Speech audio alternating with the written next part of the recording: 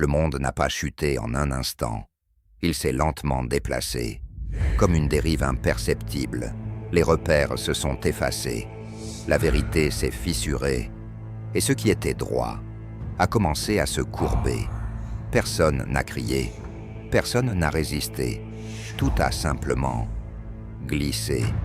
Puis, un jour, quelque chose a cédé.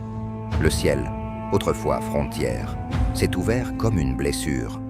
Ce qui ne devait jamais descendre a trouvé un passage, pas avec violence, mais avec une évidence troublante. Le monde venait d'être traversé. Ils n'ont pas conquis.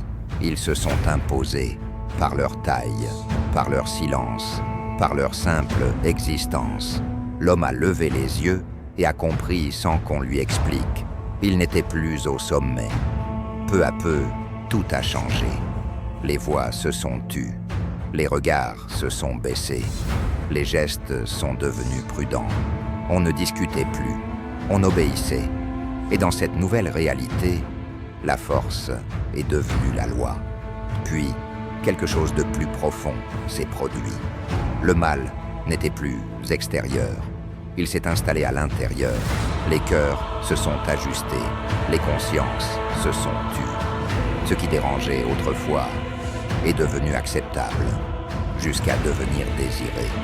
Mais au milieu de ce monde déformé, un homme marchait encore droit. Pas parfait, pas au-dessus, mais fidèle.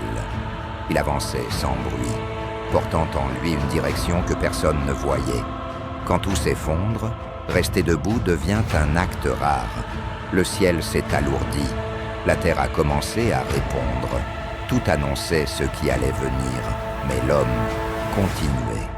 Il riait, il mangeait, il repoussait l'évidence, comme si le temps n'avait pas de fin. Puis, tout a cédé. Les hauteurs ont été abaissées. Les puissances ont été balayées. Les certitudes ont été englouties.